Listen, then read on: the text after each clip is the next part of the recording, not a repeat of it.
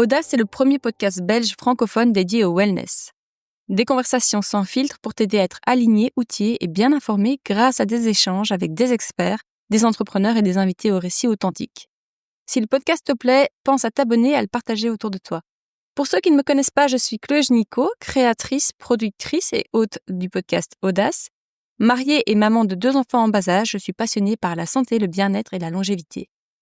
Aujourd'hui, j'ai le plaisir d'accueillir Tabata Willems, associée chez Heidi Event, à l'origine notamment des concepts comme Greenhouse et Cabane. On enregistre d'ailleurs entouré d'arbres à La Hulpe en Belgique, dans l'une de leurs cabanes. Ambiance cocoon, bois qui crépite, le cadre est parfait pour parler événementiel, créativité et bien-être au travail. Avec Tabata, on revient sur son parcours et sur l'entrepreneuriat à 3.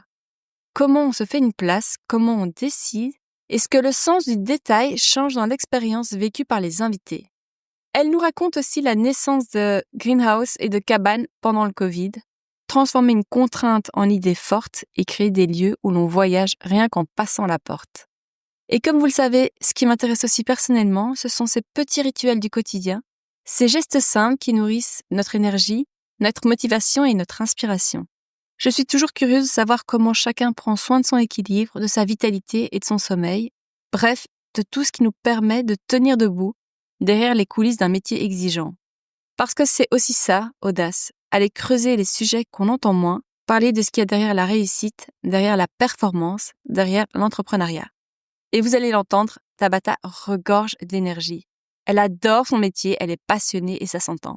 Et honnêtement, c'est hyper rafraîchissant et inspirant de rencontrer des personnes qui connaissent leur domaine sur le bout des doigts, qui le vivent avec autant de sincérité et de plaisir. J'ai été complètement embarquée par son énergie, son enthousiasme et par la richesse de son expertise dans l'événementiel, tant du côté corporate que du côté privé. Allez, c'est parti, je vous embarque dans les coulisses d'un métier qui fédère, qui crée du lien et qui, bien fait beaucoup de bien. Bonne écoute!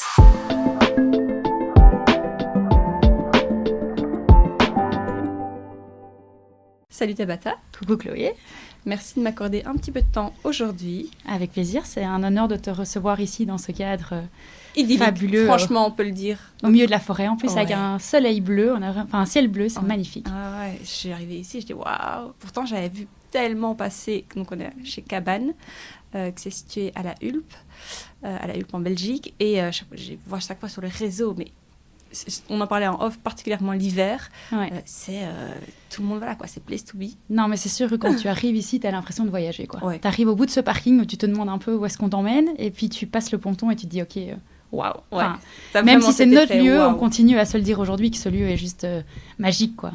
Donc c'est vraiment gai. Ouais.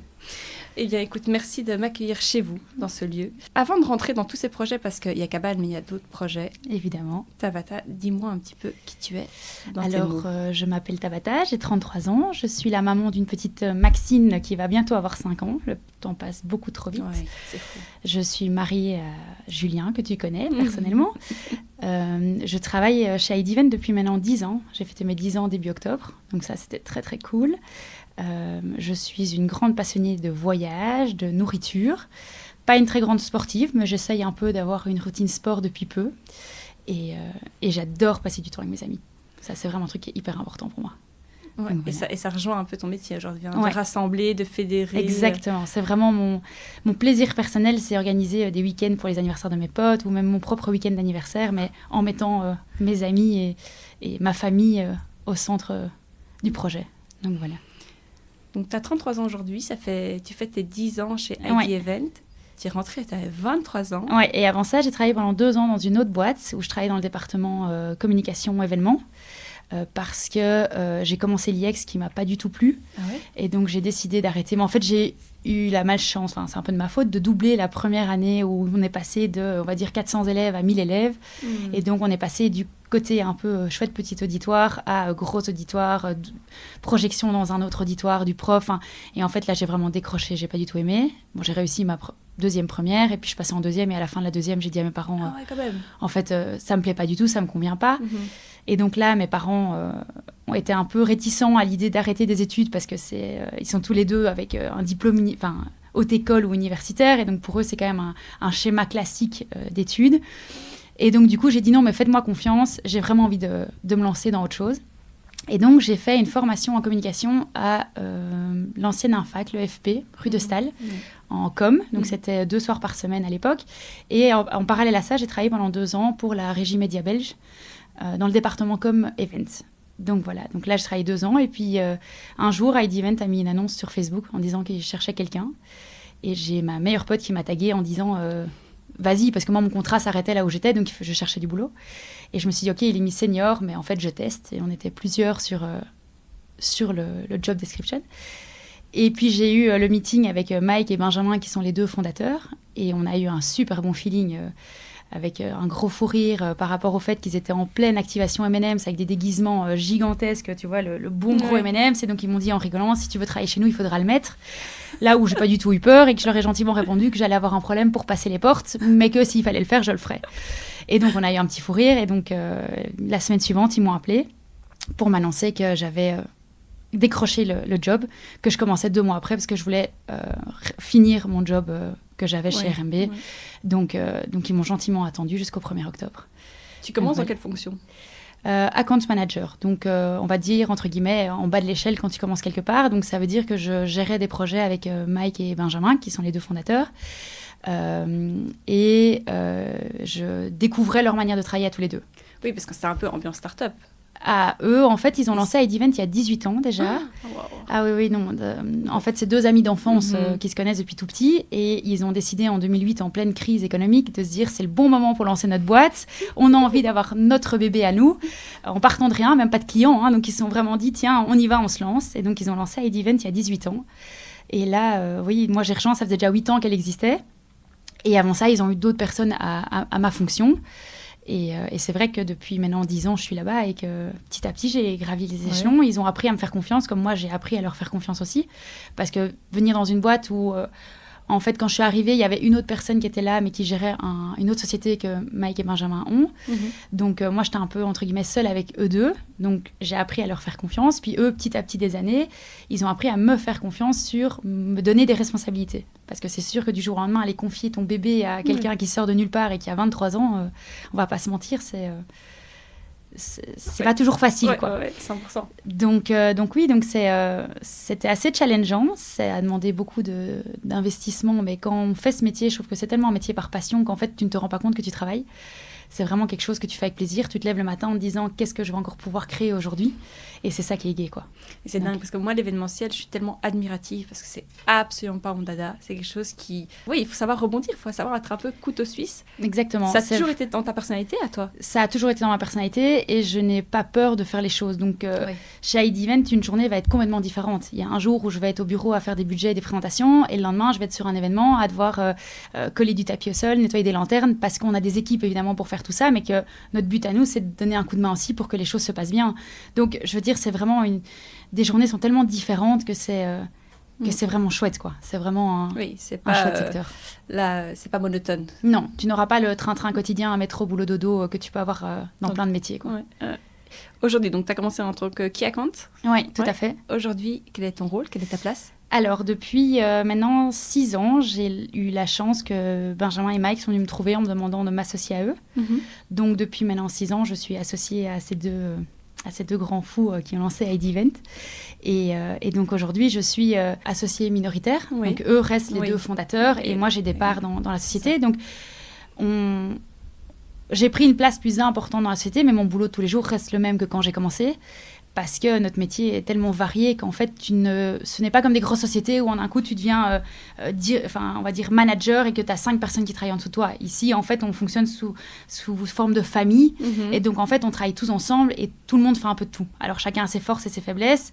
Mais l'idée, c'est vraiment qu'on fasse ensemble quelque chose d'unique pour rendre l'événement incroyable pour les gens qui y seront, quoi.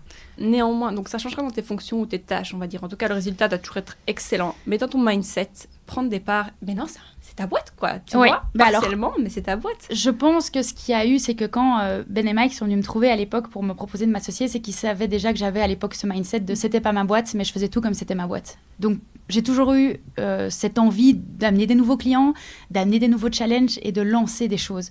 Parce que j'ai toujours considéré ID Event depuis le premier jour comme un beau bébé que j'avais envie de faire fleurir et que faire grandir. Et donc, c'est ça où Ben et Mike sont venus me trouver il y a 6 ans et m'ont dit, en fait, tu te comportes comme quelqu'un qui a créé cette boîte, alors que cette boîte, entre guillemets, c'est pas du tout la tienne, et que, oui, ça paye ton salaire, ça te fait travailler, mais entre guillemets, ton salaire, il tombe tous les mois, peu importe ce qui se passe. Et donc, c'est pour ça qu'ils sont venus me trouver et qu'ils m'ont dit, mais en fait... il faut qu'on s'associe ensemble parce que tu rapportes quand même beaucoup et donc voilà. Et donc depuis ce jour-là, je fais en sorte de pouvoir ramener un peu plus chaque fois parce que je trouve que c'est important. Au-delà du financier et autres, je parle du fait valorisant et la fierté de pouvoir travailler dans cette société, être fier de ce qu'on fait et des événements qu'on réalise. Quand tu en parles, ça déborde, tu vois. On sent que t'es à ta place, quoi. Tu vois, t'es épanouie, t'es fière de ce que tu fais au quotidien et t'as l'air d'adorer tes associés, ce qui n'est pas toujours facile de bien s'associer. Oui, là, j'ai eu de la chance. On a tous des bons caractères, on va pas se mentir, moi la première, mais on a la chance que malgré si parfois c'est un peu plus... on va dire, tendu parce que c'est des événements, que ce soit personnel ou au bureau, mais on a la chance de s'entendre super bien, nos familles s'entendent bien, on fait parfois des dîners avec nos conjoints mutuels parce qu'on reste aussi dans une optique où on passe plus de temps à nous trois qu'avec nos propres familles parfois, donc c'est important pour nous aussi d'avoir les femmes de Ben et Mike qui s'entendent bien avec mon mari et inversement, quoi. Donc c'est vraiment chouette. On y viendra un petit peu plus tard de cet équilibre vie pro et perso parce que je sais que tu voyages aussi beaucoup pour ton travail et que tu as une petite fille, que tu es devenue maman. Donc, c'est des questions que je vais garder un petit peu pour plus tard. Avec plaisir. Maintenant, si on revient à ID Event, donc, aujourd'hui, quels sont vos services ? Alors, ID Event, c'est une agence d'événements qui crée tout type d'événements, que ce soit des lancements de produits, des pop-up, des conférences de presse, des voyages à l'étranger, comme tu viens d'en parler.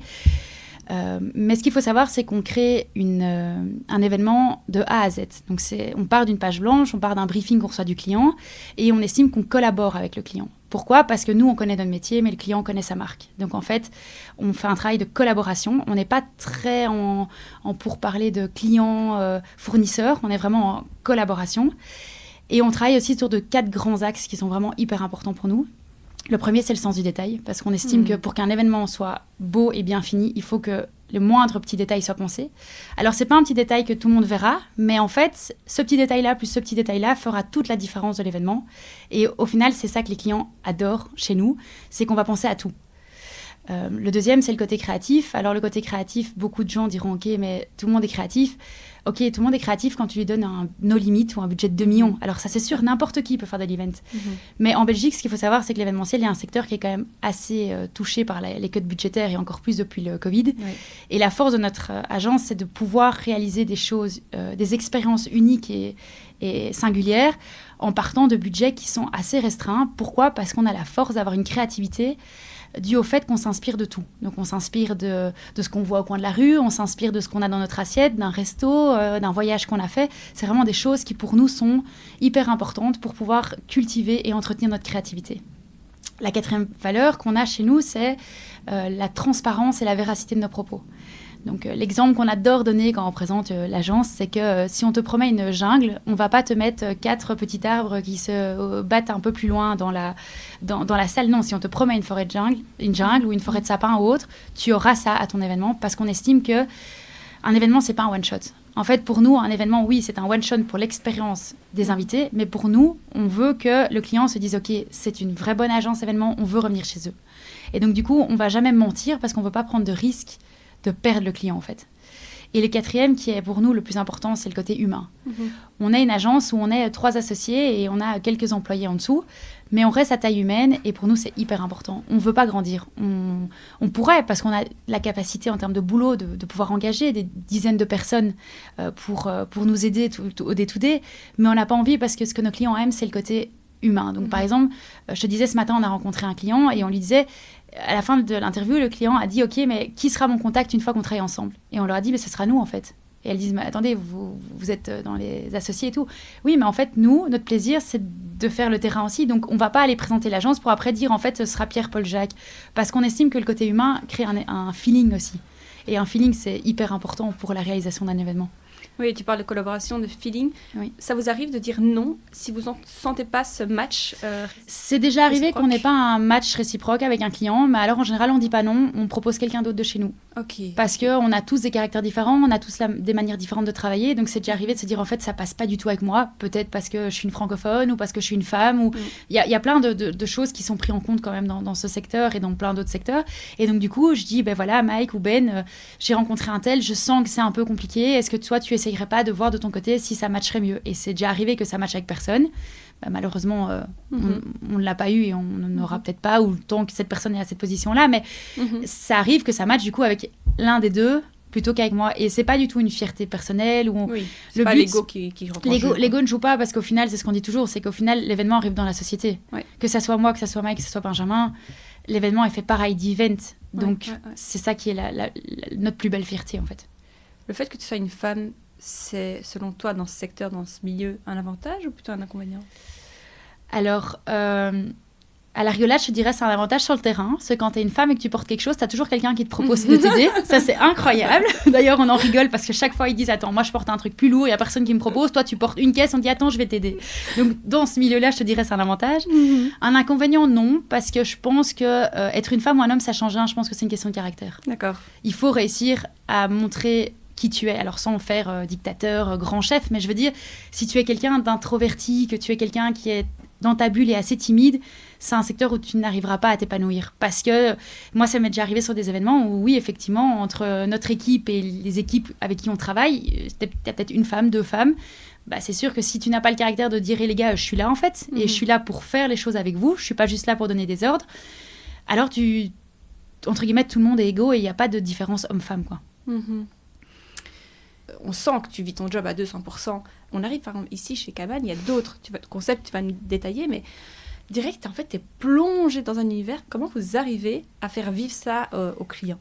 Alors, ce qu'il faut savoir, c'est qu'égoïstement, chaque événement ou chaque expérience qu'on crée, on les fait pour nous. Donc, en fait, à partir du moment où ils ne nous plaisent pas et que nous, on ne ressent pas une émotion quand on le propose au client, on estime qu'il n'est pas abouti. Donc, par exemple, quand on va présenter un concept à un client, on y croit à 300% parce qu'on réfléchit à tout, de l'entrée de la personne jusqu'au moment où il repart, de manière à ce que nous, ça nous convienne.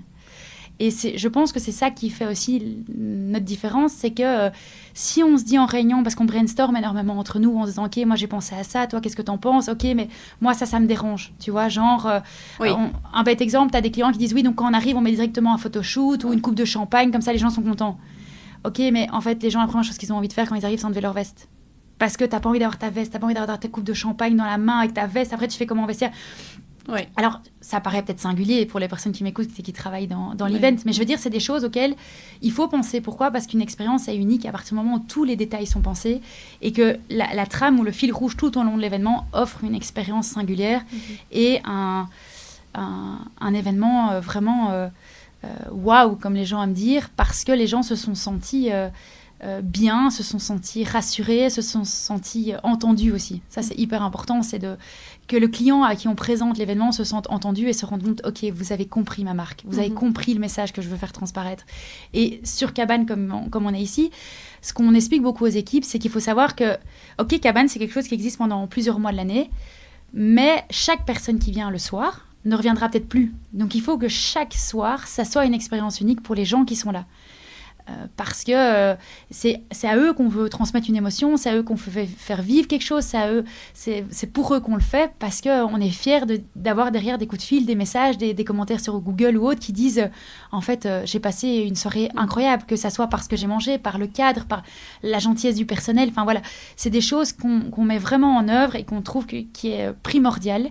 Mais de nouveau, comme j'ai dit au tout début, c'est parce que égoïstement on fait les choses comme on aurait envie nous de les vivre en fait. Comment vous faites quand vous n'êtes pas inspiré? Quels sont un peu, j'imagine à chacun, vos outils pour retrouver cette inspiration? Alors, ce qui se passe, c'est que souvent, on reçoit des briefings des clients. Et donc, en général, entre un briefing de client et la présentation, tu as entre 1 semaine et 3 semaines en fonction des deadlines. Et quand on n'est pas inspiré, alors on se met autour de la table, on réfléchit, on laisse un peu de côté le projet pendant 1 ou 2 jours en se disant « Ok, en fait, maintenant, c'est bon, on arrête ». Le cas le plus drôle qu'on ait eu pour un client, c'est que par exemple, on a travaillé pendant 2 semaines sur une présentation.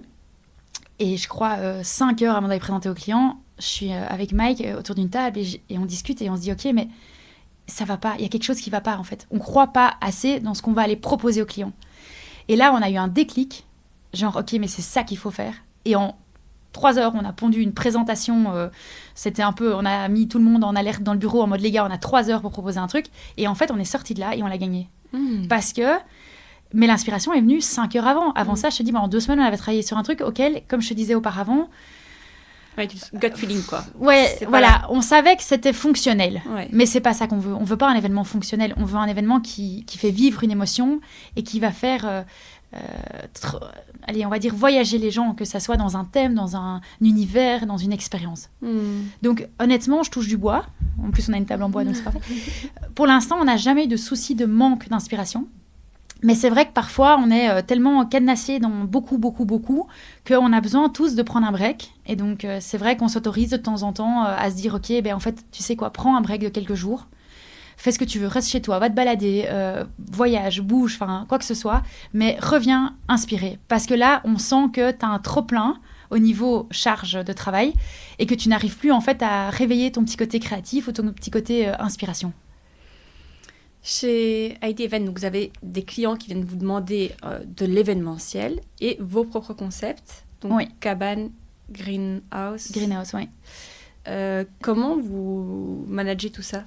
Alors, ce qu'il faut savoir, c'est que donc ID Event, comme je te l'ai dit, existe depuis 18 ans. Ouais, Et ouais. voilà. Et donc, chaque événement, c'est un briefing qu'on reçoit d'un client qu'on doit défendre. Parfois, 85-90% du temps, c'est des pitchs. Donc, c'est comme pour une agence marketing ou une agence de com. Donc, ça veut dire que tu as plusieurs agences sur le coup et c'est celle qui aura fait le plus chouette concept ou faire vivre la plus belle émotion lors de la présentation pour un budget défini. Stressant, on dit. Oui. En fait, tu commences une année à chaque fois à zéro. Donc ça, c'est le côté inconvénient de l'événementiel, c'est que tu n'as pas de sécurité, en fait. Contrairement à une agence de marketing ou une agence de pub où tu as des contrats annuels. Ici, c'est vraiment du one-shot, quoi.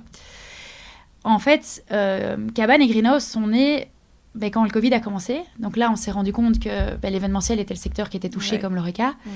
Et on s'est rendu compte aussi qu'on ne savait pas vers quoi on allait aller. Parce qu'on parlait de fermer pendant 2, 3, 4 mois les portes, mais on savait très bien que l'événementiel allait être coupé peut-être pour 1, 2, 3 ans. On ne savait pas très bien vers quoi on allait. Et donc là, on s'est dit, OK, il y a 2 options. Soit on reste à rien faire, à pleurnicher sur notre sort, à attendre que le temps passe et à se dire, en fait, on espère que dans 1 an, ça reprenne et que les clients penseront toujours à nous. Soit on se bouge, quoi. On se dit, OK, on fait quelque chose qui fait parler de nous et qui donne envie aux gens de continuer à travailler avec nous le jour où ça peut reprendre. Et donc là, ce qui s'est passé, c'est qu'on était chacun chez nous. Moi, je venais d'apprendre que j'étais enceinte de Maxine, donc c'était vers avril-mai, quelque chose comme ça, c'est le tout début de ma grossesse. Et là, je scrolle sur, je crois que c'était sur Instagram ou Facebook, et je vois un gars qui a mis une serre sur le toit de son musée, parce qu'il dit, OK, en fait, vous nous avez interdit d'accueillir les gens pour manger, mais là, je vous ai mis 4 murs, et en fait, les gens peuvent s'installer, moi, je leur pose une planche sur la table, et en fait, ils peuvent rester, quoi. Mais tu savais aller à 2 ou 4, maximum dans cette serre. Et donc, j'envoie ça à Ben et Mike, et je dis, punaise, c'est pas très bien fini parce que c'est pas nos guidelines à nous. J'y mais il y a de l'idée, quoi. Le mec, il s'est dit, OK, en fait, moi, j'ai envie de faire autre chose, quoi. Et donc là, directement, Mike et Ben ont dit, OK, les gars, il faut qu'on se voit, quoi. Il faut qu'on brainstorm. Il y a des trucs à faire, il y a des choses à réaliser. Et donc ça, c'était, je dirais, début mai, un truc comme ça. On s'est vu au bureau à 4 parce qu'en fait, donc, du coup, on est 3 associés, mais on a plusieurs employés, dont une qui est là depuis 8 ans, bientôt 9. Qu'on considère en fait limite dans les associés et qui est parfois même décisionnaire sur certains points avec nous parce qu'elle est là depuis toujours et qu'elle est investie comme nous. Et donc du coup on s'est vu à 4 et on s'est dit OK, qu'est-ce qu'on peut faire? Et donc là on a commencé à réfléchir, brainstormer, on a réfléchi à cette idée de serre, on s'est dit mais en fait c'est vraiment pas bête ces serres, donc on a commencé à regarder un peu sur internet qu'est-ce qu'on pouvait acheter comme petite serre opérationnelle et qu'on pouvait monter nous-mêmes parce que voilà. Et puis, on s'est dit, OK, on se laisse 2-3 jours pour un peu réfléchir au projet. Et puis là, Benjamin, qui à l'époque vivait sur Route-Saint-Genès, donc là où on a nos bureaux et là où on a fait Greenhouse, se balade dans le parc près de chez lui et il voit un étang magnifique et il dit, écoutez les gars, mais là, en fait, c'est le spot. Enfin, honnêtement, cet endroit est juste magnifique. On a alors contacté la commune. Ce qu'on a la chance aussi bien pour Greenhouse que pour Cabane, c'est qu'on a eu des gens qui ont cru en nos projets et qui nous ont tendu la main, qui nous ont beaucoup aidés et qui nous ont soutenus parce qu'ils se sont dit OK les gars, vous vous lancez dans un truc de fou, mais en fait on y croit parce que vous le vendez tellement avec une passion profonde qu'en fait on se rend compte que vous allez aller jusqu'au bout et pas lâcher le truc, quoi. Et donc on s'est retrouvés mi-mai à ouvrir Greenhouse, en fait en partant de rien, en contactant les traiteurs avec qui on avait l'habitude de travailler, en leur disant voilà les gars, on vous propose du boulot. Alors le but, c'est pas de devenir riche, parce qu'on va pas se mentir, c'est pas ça qui fait gagner ta vie, mais c'est le but de faire quelque chose, de faire travailler nos équipes, de continuer à bouger, de pas rester chez nous plan-plan pendant peut-être 2 ans dans notre fauteuil à attendre que le temps passe. Et donc directement les traiteurs ont dit ok, nous on suit, enfin voilà. Et donc on a lancé un site internet et en 48 heures on s'est retrouvé full sur 3 semaines. Et donc là on s'est dit ok, il y a quelque chose à faire. Et il y avait combien de bulles 14 petites serres. Ouais. 14 petits cercles. De combien de personnes? De 2 à 6. Parce qu'on respectait les règles, les bulles Covid. Donc, quand tu t'inscrivais, tu devais certifier que tu vivais sous même toit. Enfin, voilà.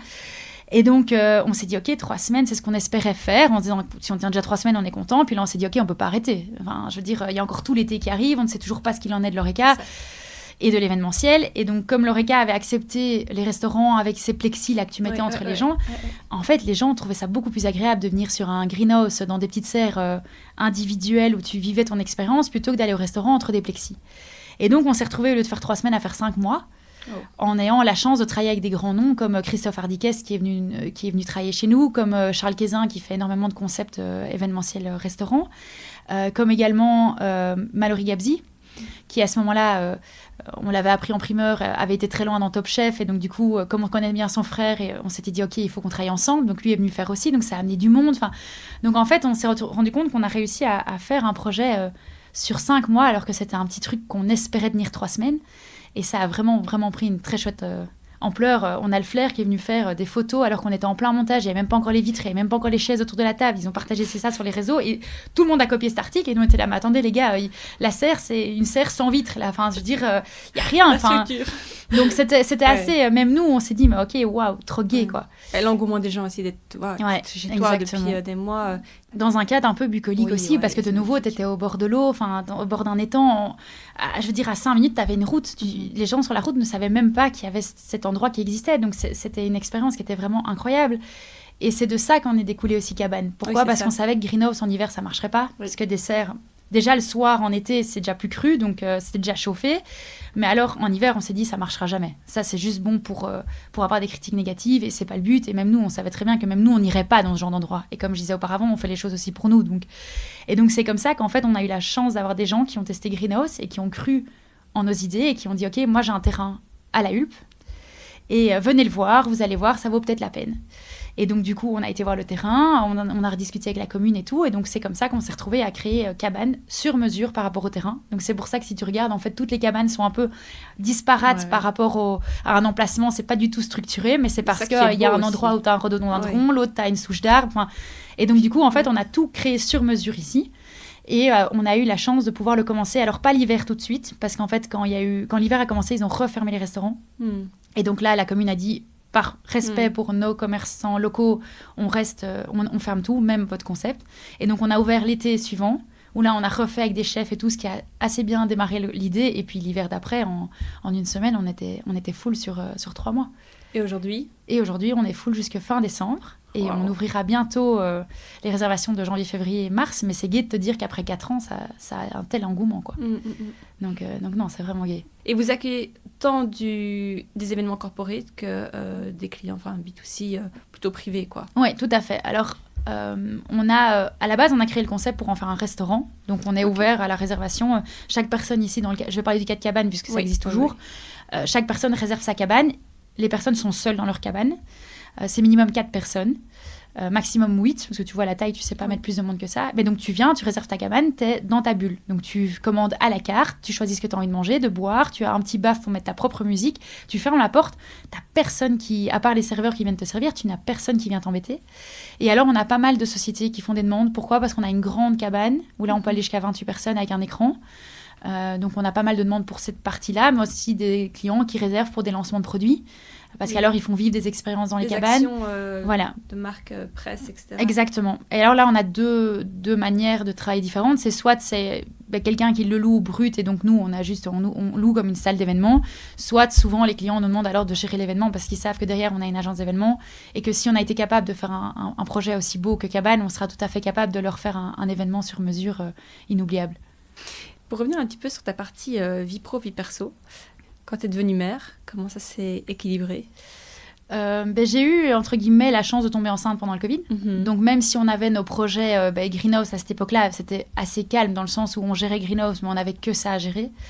Donc, j'ai eu la chance d'avoir une grossesse incroyable grâce à ça, grâce au repos, grâce à sans stress, enfin tout ça. Et puis, quand la petite est née, congé mat, j'en ai profité comme tout le monde et je le souhaite à tout le monde d'en profiter à fond. Et puis, l'événementiel... T'as su couper? T'as su rester loin des projets? Oui, quand même. Ok. J'ai eu la chance que, de nouveau, c'est là où on a tellement une chouette relation de confiance. J'ai eu la chance que Mike et Ben, entre guillemets aussi, me laissent tranquille pendant mon congé mat parce qu'ils savaient gérer les choses. Alors, on va pas se mentir, oui, j'ai fait 2-3 mails, enfin voilà, mais je veux dire, ils m'ont vraiment laissé profiter parce qu'ils savaient comme c'était important de vivre cette expérience. Parce que même si eux sont pères, ils sont hyper proches de leur fils. Donc, ils sont pères tous les deux? Oui, tous les deux pères, tous les deux enfants. Ouais, ça aide et en fait, ils comprennent tout à fait l'importance de la maman. Et même eux, ils adorent passer du temps avec leurs enfants quand ils le peuvent. Donc, ils savent comme c'est primordial et même pour ta santé mentale, en fait. C'est important d'avoir ta famille quand même aussi. Et puis, l'événement a repris. Donc là, j'ai commencé à reprendre le boulot. Et j'ai la chance d'avoir un mari qui travaille dans l'enseignement et qui a des horaires qui sont quand même assez relax. Et c'est vrai que je lui en parle tout le temps. Je lui ai encore dit ce matin, je lui ai dit, mais en fait, grâce à ton boulot, je peux faire le mien à 3000%. Ça, c'est une discussion de couple que vous avez eue? Ou ça s'est mis de facto parce que lui est dans ce poste-là? Alors, ça s'est pas mis de facto, mais quand on s'est rencontrés, je faisais déjà ce boulot. Et je travaillais déjà chez ID Event. Donc, tu vois, moi, ça fait 10 ans que je suis chez ID, ça fait 8 ans que je suis avec Julien. Donc, je lui ai dit, tu prends un package, j'aime mon boulot plus que tout au monde et je suis pas prête de le changer. Donc, je lui ai dit, soit tu prends le tout, soit il y aura plus rien, quoi. Enfin, voilà.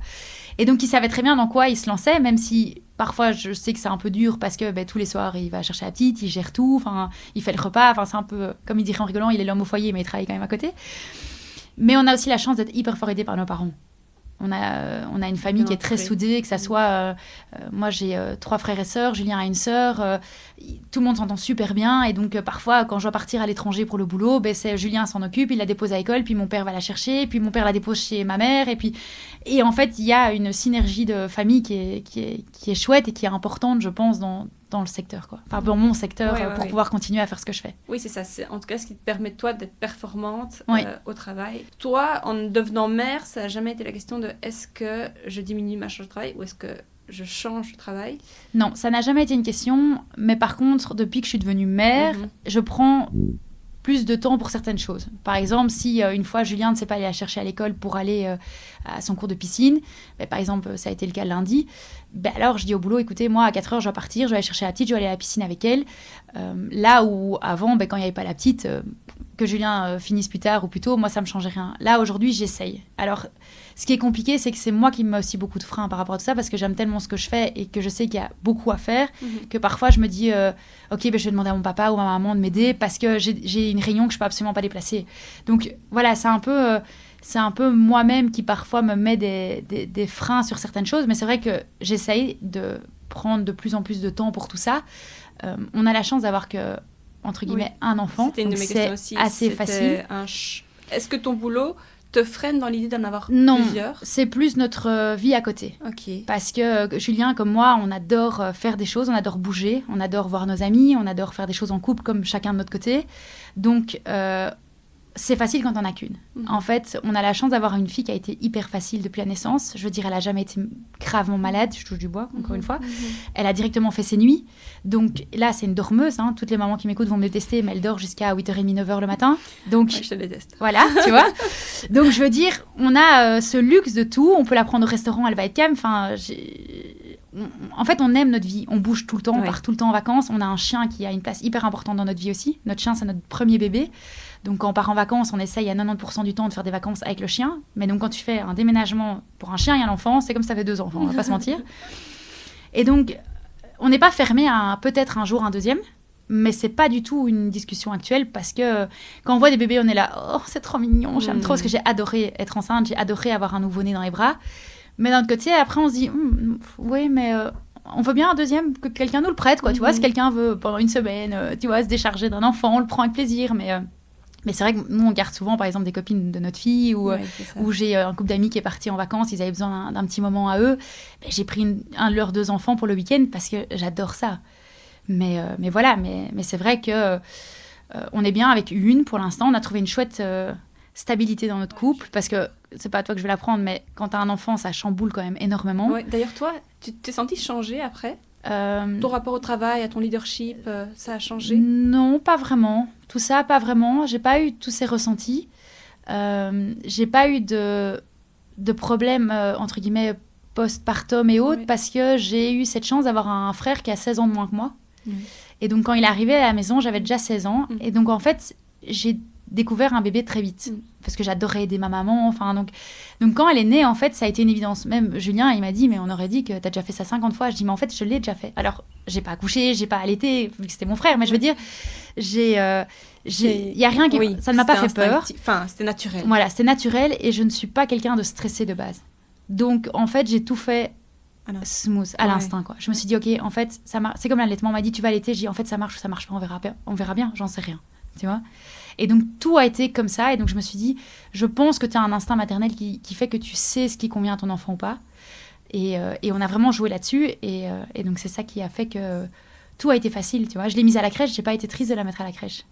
Parce que j'estime qu'ils savent ce qu'ils font dans leur milieu. Et moi, j'étais contente de retourner travailler aussi. Je t'avoue, je te rejoins. Moi, j'ai le même sentiment. Donc, j'ai déposé la petite à la crèche. Je suis allée travailler toute la journée. Après... J'étais très contente quand Julien était la chercher à 15h pile, parce que j'étais contente d'avoir des nouvelles, parce que c'était mon petit bébé, et voilà. Mais je veux dire, j'étais contente de retourner travailler. Et moi aussi. Voilà, si la petite est malade, ben, y a des fois où oui, je vais dire alors je travaille de la maison pour m'en occuper parce qu'elle est malade, mais quand tu as un enfant malade à la maison, c'est très compliqué de travailler, donc tu sais quand tu peux le faire, quand tu peux pas le faire. Donc voilà, c'est... Non, je pense pas personnellement. Après, peut-être que Julien ou le boulot ou ma famille te dira autre chose, mais je veux dire, moi personnellement, j'ai pas l'impression d'avoir vécu un gros changement personnel. Qu'est-ce qu'on pourrait te reprocher? Qu'est-ce que ton entourage te reproche parfois? Je suis très investie dans mes amitiés. Ah ouais? Ouais. La place des amis est très important pour moi. Ouais. Je vais souvent faire passer le bien-être de mes amis avant mon propre bien-être, parce que j'estime que des vrais amis, c'est comme un couple, ça s'entretient. Donc, je suis quelqu'un qui va prendre de tes nouvelles, voir comment tu vas. J'ai une capacité à retenir des détails. Genre, tu me dis, dans 3 semaines, mon fils se fait opérer. Ben, dans 3 semaines, pile, je t'enverrai un message pour te dire, je pense à toi, ou j'espère que tout s'est bien passé, tu vois. Et en fait, les gens me disent, mais Tab, comment tu fais? Sors de tout ça. Ça doit être une charge énorme. Mais en fait, pour moi, c'est pas une charge. Je ne le ressens pas comme une charge, en fait. Donc ouais, c'est quelque chose qu'on m'a reproché plus pour mon bien-être personnel, mais moi, je ne le ressens pas comme un mal-être personnel. Enfin, je ne sais pas si tu arrives à me faire comprendre, mais donc voilà. Et malgré les années qui passent, les groupes d'amis qui, parfois, chacun change, chacun fait sa vie, etc. Tout ça, toi, tu arrives à entretenir, à garder de nouveau, en fait, à rassembler, à fédérer. On est de nouveau dans la même chose. Ah oui, mais c'est sûr, mais parce que pour moi, c'est important, en fait. Et de nouveau, ça rejoint mon métier que je fais aujourd'hui, c'est de faire vivre des moments ou des expériences uniques aux gens. Alors là, dans ce cas-ci de mes amis, aux gens que j'apprécie, et dans le cas d'un événement, aux gens qui font appel à nous, en fait. Oui, mais qui te donnent une responsabilité et tu as envie qu'ils soient satisfaits, quoi. Ouais. Quel est ton rapport, toi, à l'argent? Mon rapport à l'argent, c'est que par rapport à la société, c'est que ça me stimule à faire du démarchage, parce que j'adore ça. J'adore aller chez un nouveau client, parce qu'on a développé un chouette catalogue, parce qu'on n'est pas du tout fan du côté présentation PowerPoint que tu envoies à la fin. Nous, on a développé un super beau catalogue, tel un album photo, et en fait, on va chez le client avec ça, et on fait une discussion autour de la table, autour d'un café. Et donc, moi, j'adore ces moments-là. Tu vois, c'est ce que je te disais ce matin, c'est pour ça que j'étais un peu en retard, c'est qu'on a discuté avec le client, au lieu de parler pendant 45 minutes, on a parlé pendant 1h30. Donc, c'est des chouettes moments, et en fait, mon rapport à l'argent est au fait que ça me stimule à encore donner plus dans ce que je fais. Ton rapport à l'alimentation, on en a un peu parlé, tu es épicurienne, tu aimes manger, et ton rapport à ton image? J'adore manger, j'adore faire des dîners, profiter d'un bon repas et tout, mais je n'ai pas un rapport très précis à la nourriture.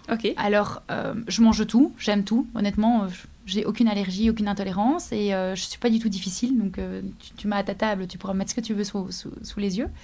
Je suis pas une grande fan de tout ce qui est fast-food et autres, mais je ne suis pas contre, dans le sens où si mon mari va une fois chercher des frites, il va une fois chercher des frites. Si ma fille va une fois au Quick, elle va une fois au Quick. J'ai pas de souci à tout ça. Mais je prends un plaisir à manger. Après, je suis du style à plus, si par exemple, Julien n'est pas là le soir parce qu'il est avec des potes, je peux sauter le repas du soir. Parce que j'ai pas forcément faim et que cuisiner pour moi-même, ça m'amuse pas en fait. Vraiment, flemme totale. Mais je me sens pas, tu vois, genre j'ai pas le ventre qui gargouille, et je vais dormir tranquille. Mais j'adore tester des nouvelles choses et je trouve que ça relie de nouveau à ce qu'on discutait là tout à l'heure. C'est les inspirations aussi dans notre milieu. Tu vois, tester des nouvelles cuisines, tester des nouvelles associations, des nouveaux concepts. Là, il y a des restos qui ouvrent. On a déjà fait une liste au boulot de tous les restos qui ouvrent qu'il faut absolument qu'un de nous teste pour voir un peu ce qu'ils font, pour voir ce qui fonctionne, ce qui fonctionne pas. Donc oui, ce rapport est agréable. Tu vois, j'ai pas de soucis avec l'alimentation. Donc, et par rapport à l'image, alors ça c'est... Je suis pas quelqu'un qui a un réel problème avec mon image. Je pense que comme toute femme, je suis une insatisfaite perpétuelle de mon physique. Julien en a ras-le-bol, je pense, de m'entendre dire j'ai pris 1 kilo, j'ai perdu 1 kilo. Enfin voilà, parce que je suis quelqu'un qui fait attention à son physique, mais plus pour moi-même. Mais après, je suis quelqu'un à l'inverse qui va débarquer au bureau en suite jeans, basket, pas maquillée, quoi. Tu vois, genre on dirait que j'ai fait la fête toute la nuit, alors que pas du tout. C'est juste que j'ai pas pris le temps de me maquiller ce matin. Et donc, je suis ni une accro à l'image, je suis ni une pas accro à l'image. Je suis quelqu'un qui aime bien montrer sur les réseaux sociaux. Oui. J'adore faire des stories, que ça soit de moi, avec mes potes. Enfin, mes potes me charrient toujours parce que je fais tout le temps des photos. Alors après, ils sont contents parce qu'ils disent « Oh, c'était chouette en fait d'avoir des photos. » On est parti à la mer entre filles, j'avais pris mon appareil. J'ai fait plein de photos de tout le monde parce que je trouve ça gai d'avoir des souvenirs, en fait. Oui. Mon rapport à l'image personnelle est assez basique, mais j'adore l'image dans le sens... shooter tout, les événements, les voyages, un dîner entre potes, parce que j'adore faire des albums. Donc j'adore avoir des souvenirs. De nouveau, on revient dans le partage, dans les souvenirs, c'est dingue, ça te lie dans tout ce que tu fais en fait. Quel est ton rituel bien-être à toi après une grosse semaine de travail ? Alors j'ai pas de rituel bien-être en particulier. Alors je commence enfin depuis peu à vraiment bien prendre soin de ma peau, parce que je me dis, ok, non, j'ai quand même 33 ans, il serait temps. Ouais. Donc, je m'occupe de bien nettoyer mon visage le matin, petit sérum, petite crème avec SPF et tout, et le soir, bien prendre le temps de laver ton visage et remettre une petite crème de nuit. On rigole beaucoup parce qu'on a eu un gros lancement pour une marque cosmétique en septembre, et il y avait un scan de visage, là, tu vois, qui te dit l'âge de ta peau. Ouais. Donc, on l'a fait tous au bureau. Tu crois pas que Mike et Ben, ils ont l'âge de leur peau, voire plus jeune, et que moi, je me suis tapé la peau d'une vieille de 41 ans. Enfin, vieille, on se comprend, mais je veux dire, par rapport à mon âge, ça fait plus âgé. Hein. Et donc, je me suis dit, wow, ça fait quand même très mal, sachant que j'en ai 33, de te dire que tu as une peau de 41, il serait vraiment temps de faire attention. Et donc j'essaye de beaucoup plus faire attention. Mais j'ai pas de routine spéciale, j'ai pas de marque fétiche. J'avoue que la chance qu'on a dans notre métier aussi, c'est qu'on reçoit quand même souvent des goodies quand les clients sont contents, ils nous offrent un petit goodies pour nous remercier et tout. Donc, je suis pas liée à une marque et donc ma routine varie un peu en fonction des événements qu'on a eu récemment.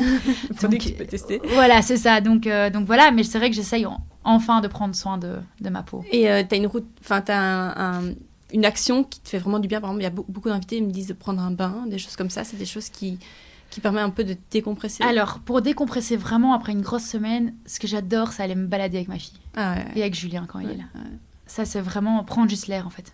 On prend le chien, on prend la petite à vélo, à trottinette, à nous deux, avec nos deux petits, comme on dit, et juste prendre l'air, en fait. Moi, c'est vraiment ça. C'est le chien et ta fille, quoi. Nos deux petits. Je t'ai dit, c'est notre premier bébé, donc voilà. Mais oui, ça, c'est vraiment mon truc. C'est vraiment prendre l'air, pouvoir souffler, quoi. T'arrives à pas parler de tout ça, de toute ton activité avec Julien quand tu rentres le soir ? Non, j'en parle tous les jours. Je le dirai. J'en parle tous les jours parce qu'en fait, j'aime tellement ça que ce sera jamais une corvée. Tu vois ce que je veux dire ? C'est vraiment... Je pense que lui, il te donne son avis ou il t'écoute ? Alors, il me donne son avis. Souvent, il te le dira, je ne l'écoute pas trop, parce que je suis assez têtue. J'ai quand même des défauts, il ne faut pas se mentir. Et je suis assez butée sur certaines choses. Mais c'est vrai que oui, on en parle beaucoup. C'est un sujet quand même assez souvent sur la table. Pourquoi ? Parce que c'est aussi un métier où tu t'es connecté limite H24. Ouais. Je veux dire, aujourd'hui, encore plus avec tout ce qui est WhatsApp et autres, à 22h, tu as un client qui t'envoie un WhatsApp, en fait, ton téléphone sonne, donc tu le regardes. Et donc, tu dis, je vais lui répondre. En fait, je suis en train de regarder un film, pourquoi je ne répondrais pas, tu vois ? Donc, c'est vrai que c'est quelque chose qui prend du temps, mais après, moi, j'adore partager. Donc, c'est vrai que souvent, j'explique à Julien ce qu'on va faire, je lui explique et tout. Alors, lui, évidemment, il a une vision complètement extérieure dans le sens où, lui, travaillant dans l'enseignement, il ne connaît pas tout ça. Ils n'ont pas tout ce qui est événement dans l'enseignement, à part un voyage scolaire et un bal de fin d'année. Il n'y a pas. Donc, souvent, quand je lui parle, il est intéressé, il réagit, mais il n'a pas de point de comparaison. Et Donc, il dit pas, mais c'est hallucinant les budgets que vous mettez, enfin que les clients mettent dedans ou que vous mettez dedans. il y a beaucoup de choses qui le percute, choquent, mais qui mais- le oui. oui, il percute sur beaucoup de choses. Oui. Mais c'est plus de ce qu'on arrive à faire par rapport à ce qu'on a comme budget. Ok. Le fait que parfois il voit des photos de ce qu'on a fait, il me dit mais attends, ils ont dépensé combien dans ce truc, et puis quand tu lui dis le prix, il fait Ah oui. ah ouais, et comment vous avez réussi à faire ça? Et on dit mais en fait c'est notre aspect créatif, et c'est le fait qu'on a envie d'en donner toujours plus. Hmm. Donc oui. Enfin, j'ai une dernière question. Tu sens l'énergie qui émane de toi, et je crois que c'est ça aussi qui est très vendeur, si je peux le dire comme ça. Quand tu vois un client avec, tu parles avec quelqu'un, tu vois, même moi j'ai envie de te signer, j'ai pas l'événement, quoi, tu vois. Donc, quand on veut, on peut. Qu'est-ce que t'en penses? Ah, ça c'est mon mantra de tous les jours. Hmm. Pour moi, il faut pas lâcher. C'est comme quand j'essaye de dégoter un rendez-vous chez un client et qu'il me dit désolé, on travaille déjà avec une Ouais. agence d'event. Ben, pour moi, il est dans ma top 1 de ma to-do, de celui-là, dans 3 mois je le relance, dans 6 mois je le relance, et je le lâche pas. Il y a des clients que j'ai travaillé pendant 2 ans avant d'avoir un rendez-vous. Donc un non pour toi n'est pas frein. Un non n'est jamais un non pour moi. Dans mon secteur, je parle. Hein. Après, Ouais. on va éviter tout débordement, mais je veux dire, dans mon secteur, pour moi, un non n'est jamais un non à 100%. Parce que pour moi, tu peux être très content de l'agence avec qui tu travailles depuis toujours, mais pour moi, tu peux toujours essayer d'avoir autre chose. Et c'est ce que moi, je dis aux gens que j'essaye de débaucher, c'est OK, vous êtes très content de votre agence, mais pourquoi pas me donner l'occasion d'essayer? Vous me donnez un briefing, le même que l'agence, le même briefing que vous donnez à votre agence, vous me le donnez. Et on a déjà eu des projets comme ça où la personne m'a dit bah, écoutez, on est désolé, on a donné un briefing il y a déjà 2 mois à 2 agences, donc vous êtes trop tard parce que la remise est la semaine prochaine. Je dis mais pas de souci, donnez-le-moi. Et ils nous l'a donné et on l'a gagné. Et donc gratuitement, en fait, vous pitchez votre projet. Toujours. Et, ouais. Ça, c'est toujours. Et c'est plus une frustration, pas en termes pécuniaires, parce que ça, c'est la loi de l'événementiel. C'est plus en termes de... Parfois, tu fais des projets auxquels tu crois, Ouais. auxquels tu te dis, mais ça C'est va génial, cartonner. quoi. Et puis, ils disent, voilà, on a adoré ce que vous avez fait, mais on le fera pas. Parce qu'on travaille avec une autre agence. Mhm. Et là, t'as une- Déception de ne pas voir le projet se réaliser. Voilà, exactement. C'est pas une Ouais. déception de l'avoir perdu. Alors Oui, oui, oui. on va pas se mentir, d'être toujours bien content de le sûr. gagner. Mais je veux dire, c'est plus une déception de te dire, t'as tellement cru dans ce projet, t'es tellement persuadé que c'est ce qui va coller, que quand il dit non, tu te dis, ah ben en fait, merde, ça aboutira jamais, parce que comme on adore faire du sur-mesure, ce projet, en fait, il n'existe plus pour nous. Mhm. Il est mis dans un coin, et voilà. Et si un jour on a un autre briefing pour la même marque ou pour une autre marque, on va jamais repartir de ce projet-là, parce que pour nous, chaque marque est unique. Chaque marque, mais chaque produit en dessous. Parce que tu as évidemment une marque générale, et puis tu as plein de... Que ça soit une voiture, ben, ils ont plein de modèles. Oui. On a déjà fait plein de lancements de voitures. Mais pour chaque voiture qui est d'une même marque, on a fait un truc complètement différent. Parce que tu as celle qui est tout terrain en forêt, et puis tu as celle qui est plus balade en ville, quoi, tu vois. Ouais. Donc, en fait, c'est plus parfois des frustrations de te dire merde, ça n'aboutira jamais, quoi, tu vois. Où est-ce qu'on peut vous trouver, ID Event? Alors, on est sur les réseaux sociaux. Mhm. Donc, on est sur idevent.international. On a un site internet idevent.be. Alors, il serait temps qu'on le mette un peu à jour. On va pas se mentir, on travaille dessus, mais c'était malheureusement pas notre priorité, mais on y travaille. On a oui, surtout nos réseaux sociaux ou LinkedIn. Ça, c'est vraiment nos deux endroits de prédilection pour communiquer un max sur ce qu'on fait. Et voilà. Et dernière question, qu'est-ce qu'on peut vous souhaiter? Et qu'est-ce qu'on peut te souhaiter? Que ça continue comme ça continue, dans le sens où l'événementiel, c'est toujours le secteur où on cut le plus, hein, parce qu'on estime toujours que c'est là qu'on récupère de l'argent, alors que nous, on estime que, ok, c'est très bien, tu as tout ce qui est campagne média, affichage et autres, mais il faut le terrain. Il faut que les gens testent les produits, que ça soit cosmétique, que ça soit voiture ou autre. Et donc, ce que je pense qu'on peut nous souhaiter, c'est juste de se dire qu'un jour ou l'autre, les gens vont se rendre compte que couper le budget événementiel, que ça soit pour des lancements auprès du tout public, que ça soit pour le bien-être des employés, Oui, j'allais dire parce que team ça, c'est building. hyper important. Souvent, on a des clients qui disent finalement, cette année, on fera pas de team building, Ah bon? que de oui. budgétaire. Ok, mais en fait, c'est tes employés qui font que ta marque se vende. Donc, en fait, il faut continuer à leur offrir un moment de bien-être pour qu'ils soient toujours stimulés et qu'ils aient une motivation de vendre ton produit. Et donc, je pense que ce qu'on peut souhaiter à l'événementiel, c'est juste qu'à un moment, on arrête de toujours couper tous ces budgets et qu'on se rende compte de l'importance et l'impact qu'a l'événementiel sur les ventes également derrière. Ouais. Que ça soit en direct B2B, comme je disais, en B2C, comme je disais, ou en termes de bien-être de l'employé pour qu'il continue à croire en ton produit. Oui, building. On a quelques clients qui ont ce mindset de se dire En fait, ok, ça coûte un peu de sous parce qu'on part 2 jours à la mer, 2 jours en Ardennes. Mais en fait, si on le fait pas, les employés vont se démotiver. Et donc, ils vont quitter, ils vont partir ailleurs. Parce qu'à un moment, si tu ne remercies pas assez les gens avec qui tu travailles, comment est-ce qu'ils peuvent savoir que c'est gratifiant ? Tout le monde a besoin de se sentir un peu à un moment valorisé par rapport à ce qu'il fait. Si tu leur retires les peu de choses qu'ils ont qui valorisent leur travail, comment est-ce que tu peux continuer à les motiver ? Et même, ça permet d'interconnecter entre teams. Et c'est super important, c'est crucial d'être soudés. Tabata, merci beaucoup. Merci d'avoir parlé de ce point aussi sur les team building. C'est super important. Oui, mais je pense que c'est important de relever ce côté bien-être aussi. Tout à fait. De tout le monde. 100%. Merci Tabata. Voilà. Merci à toi, Chloé. C'était un plaisir. Merci d'avoir écouté cet épisode d'Audace. Je me permets de remercier encore une fois Tabata pour sa transparence et son énergie. Si cette conversation t'a plu, pense à t'abonner, à laisser 5 étoiles sur ta plateforme d'écoute et à le partager autour de toi. Tu peux aussi me retrouver sur Instagram sous le compte audace.podcast, audace avec un O, donc O-D-A-C-E, pour découvrir les coulisses, les prochains invités et les actualités du podcast. Et je te dis à la semaine prochaine. Ciao!